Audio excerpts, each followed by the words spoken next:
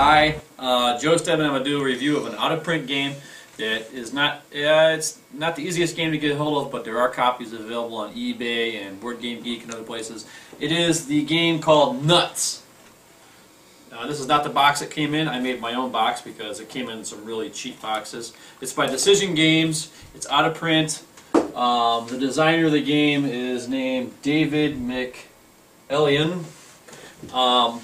It's a card-based game on the Battle of the Bulge, where one player plays the Germans, the other player plays the Americans, which is Monica who's filming. She played the Americans. And this here is what you're seeing is actually two games. It comes in two games, the East and the West. And you can combine them to be one big game. It's all cards. You have to supply the dice, and you need lots of dice. I mean, on one attack, I needed 24 dice. So it needs lots of dice fest, but there is a lot of strategy involved. The rules, like this, come as written, are horrible. They're, I would say, the top 10 games, top 10 worst rules I've ever seen for a game. This is right up there with Upfront and some other ones. So what you do is what we did, is you go online to Board Game Geek and you print out the rewrite of the rules that was done by a guy named Walt. Did a real good job, makes the game understandable. And even then, it's not, right honey, it's not even the easiest game. And then there's a few questions we still had, but we figured it out eventually. So there's that. So it just comes with the two decks. It comes with, there's two games. They come usually as one. There's the East and the West. It comes with nothing but cards and the rules. You need to supply the dice. Now, so the object of the game is for the German player to get 3 of his armored units, and the armored units are designated, zoom in on that card, Monica. They have a little tank down there, a little panther in the bottom corner. This is an armored unit. He's got to get 3 of his armored units off that table edge, or off row 6, if there was a row 6, and there's really only 5 rows. Now, there's 3 different kinds of cards. There's unit cards, there's terrain cards, this is like La Roche, and then there's special cards, like this one here. This is the Grief Team card, the Commando card. And these are play anytime, and this kind of card, the special cards, will always have on the side of them when you can play them, which is nice and convenient. Then you just do what the card says on the bottom. Those are easy. The unit cards are pretty easy too. There's 2 kinds of units. There's infantry, or this is actually an artillery, but we'll call it infantry because there's no armored symbol. There's mechanized and non-mechanized. There you go. And each card has a breakdown of what it can do. That's its infantry firepower, its armor firepower, and its artillery firepower.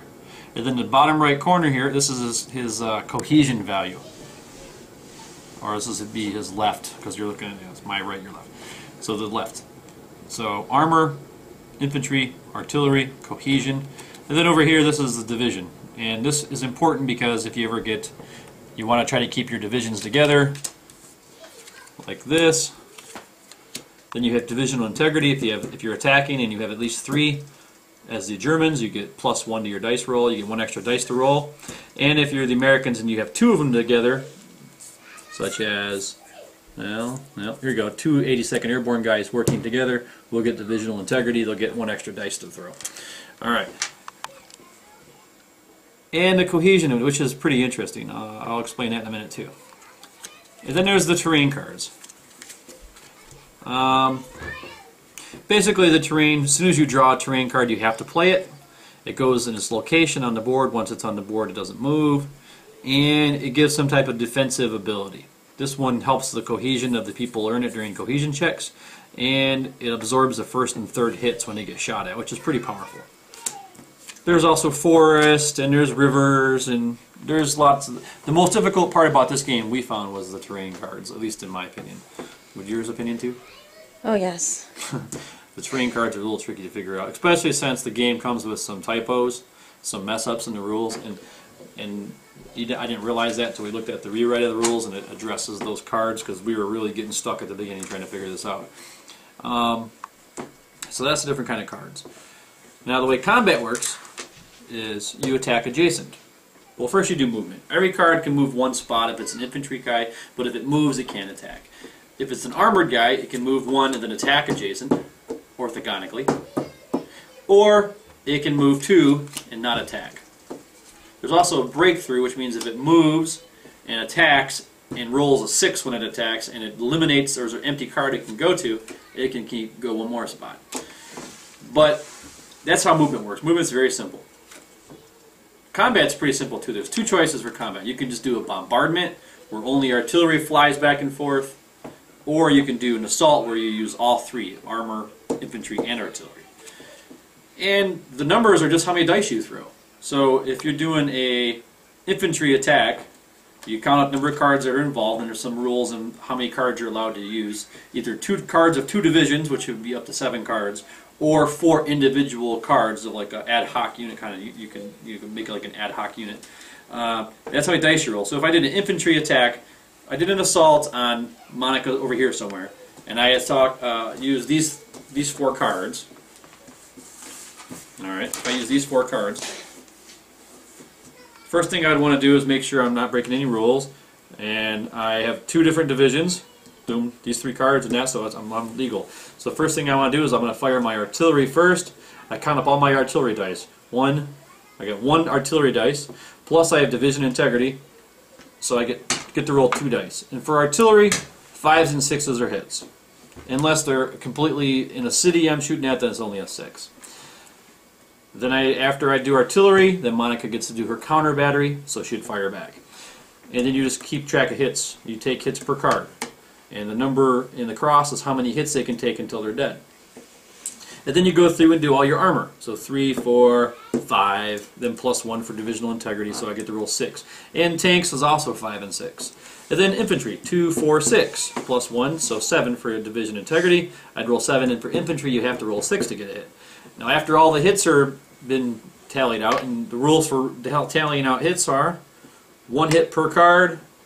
Once all cards have at least 1 hit on them, I can do them out any way I want. I can completely kill a unit when I dish out the rest of the points, or I can keep spreading them out. It's up to you.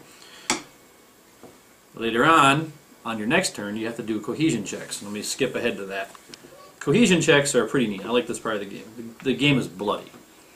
This guy has a cohesion value of 4. You zooming in on that?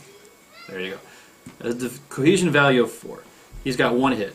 So I roll a die.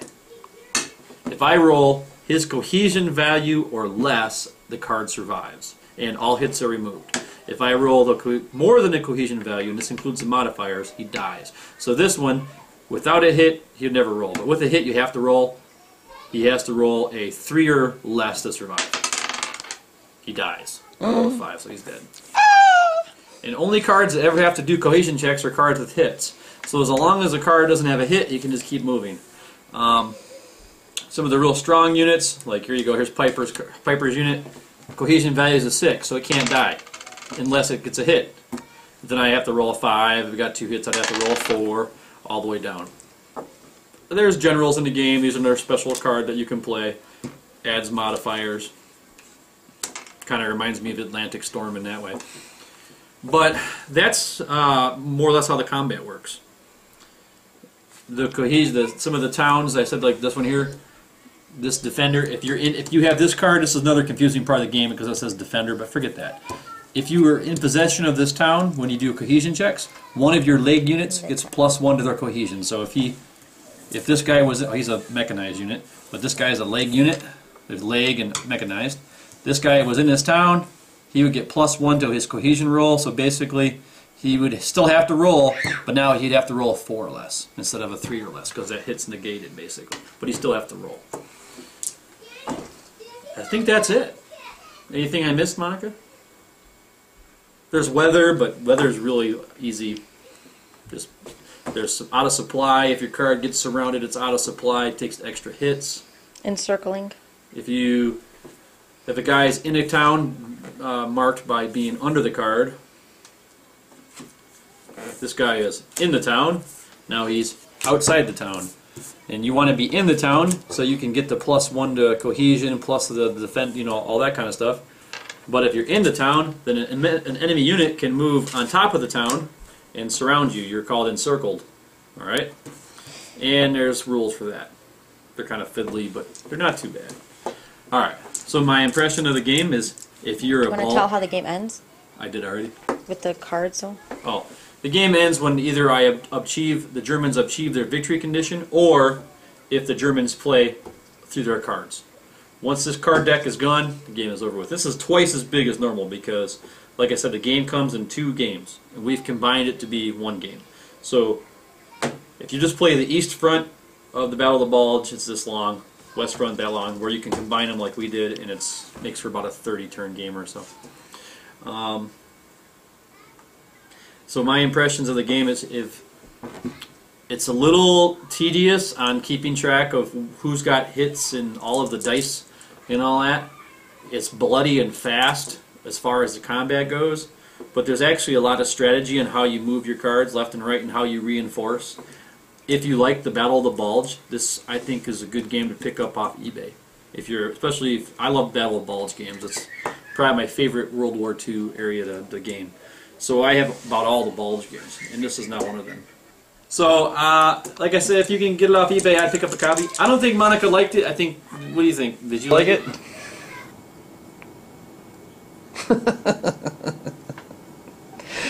I'll say that she didn't like it because... It was too slow. Too slow. Learning it might have ruined it for me. She had a bad first impression, so now she's... I had a bad first impression. That's what it was. I had a bad first impression. Things were misprinted. The rules were tricky. It's like 2 games. Last time we learned a game together, it was for the people, and that was a heartache too. Anyway, okay, bye.